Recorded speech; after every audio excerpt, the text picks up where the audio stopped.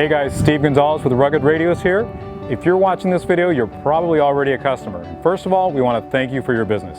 Secondly, what we want to do here is give you some tips on how to get the most out of your system. We've got our Rugged General here. We're going to use this to show you some tips on tech information and just basic use. So here we go. All right, so let's talk about antenna placement. So any antenna, the best place for it is going to be as high as possible on the vehicle. What that does is it gets obstructions out of the way. But there's some constraints as far as packaging. Maybe you don't have a location to mount it on the roof, or maybe you don't want it up high because of trees. You know, keep in mind that moving it down low is going to affect your range, but a lot of times it's not significant and not enough to make a big difference to you. So on this vehicle, we chose to put it down low. It's very well protected from trees, branches, that kind of thing. We do lose a little bit of performance, but in this case, we've never had range issues. The other thing we want to talk about that's again critical for antenna performance and radio performance in general is the antenna cable. You never want to take that cable and coil it up. It'll affect range in a very bad way, create all kinds of weird noise issues, and just give poor performance in general. So what you want to do if the cable's too long, just route it the long way. Go around the car somewhere, you know, take a big U-turn or whatever it takes to make sure it's strung out and not coiled. The other option is you can buy tooling and connectors and shorten that cable to whatever size you want. All right, first we want to cover in-car communications. I want to show you a few tips for setting up your intercom, whether it's the first time in or you're getting ready for a trip. And then I also want to show you a quick test I do every single time I get in the car, and I have all my passengers, family, friends, whatever, do the same check every single time. That way you know everyone's plugged in correctly and everyone can talk once you get down the road. So get your headsets on. Microphone, push it literally against your lips. You want it touching. Same goes for helmets. They use the same microphone and all the rules still apply. Next, you want to set your voice activation. The sensitivity of this, what that does is it makes your intercom microphone turn on and off depending on how loud you're speaking into it. So what I like to do, take the Vox, turn it all the way clockwise. You'll hear yourself speaking in the ear cups. That's called side tone. That means it's working. And next you want to start backing it off. I usually do a click or two at a time until the microphone turns off and you can't hear yourself. And then you do a little bit of fine adjustment there to get it right in that sweet spot so that you know the mic is going to turn on when you start speaking and shut off when you're not. Keep in mind that sensitivity and that setting will vary depending on whether or not you're sitting here in a quiet parking lot or driving down the trail, so you will have to adjust that a bit. Next, you want to set your overall intercom volume. That's on the intercom itself, and that's the volume, in-car volume, going to all the headsets or helmets.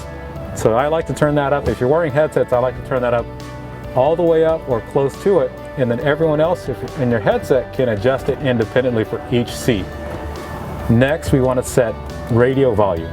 Radio volume is incoming audio from another radio, whether that's in another car, on a motorcycle, wherever it's coming from. That's for all positions, one adjustment. Okay, so now we're going to talk about two-way communications. Those of you that have an intercom and a radio already know that in-car communications is all automatic. That's voice activated, that's why you set your Vox adjustment. To transmit outside of the car, that's when you're going to use your push-to-talk buttons. Now a quick test on, again, every time you get in the car, just to make sure everyone's plugged in, make sure everyone's on the same frequency, and everything's going to be good on the trail. Get in the car, do your in-car check, check, everyone hear me? People in the car come back, everyone's good. Now you want to transmit. Press your PTT, give yourself a little 2 count in your head so you don't chop the first word off. Hey, this is Steve G, anyone copy? We got you. All right, we got a good radio check. Now we know they hear me, I hear them. It's time to go play. Okay, so what if there's a problem? There's a few quick checks you can do that might help you solve your issue. First of all, check the basics. Is the intercom on? Is the radio on? Are you on the same frequency as your friends? Next, you want to check when you hit the push-to-talk button, does the light on the intercom turn red? Does the light on the radio turn red, or does it show a transmit signal? Next, if your buddies are getting a signal but there's no voice, check your push-to-talk buttons. Make sure they are plugged in the correct port on the back of the intercom. For example, the driver's push-to-talk button has to be plugged into the driver's port. And your headset cable, same thing.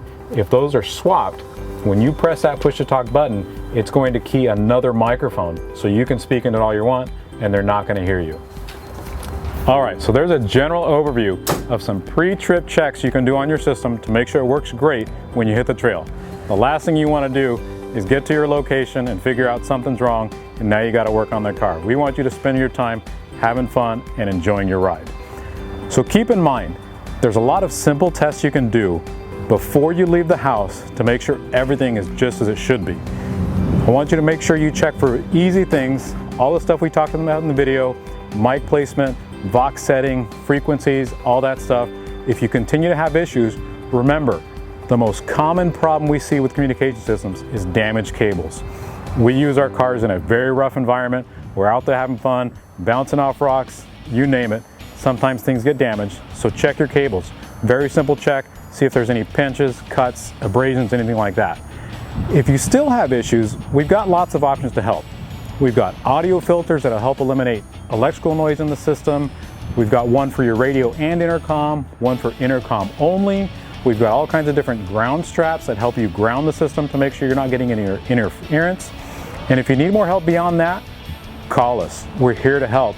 We have tips on our website. We've got a great YouTube channel with all kinds of good tips on checking your system. So that's it. If you need anything, give us a call. Otherwise, go have some fun. Rugged Radio's work, race, play. The authority in communications.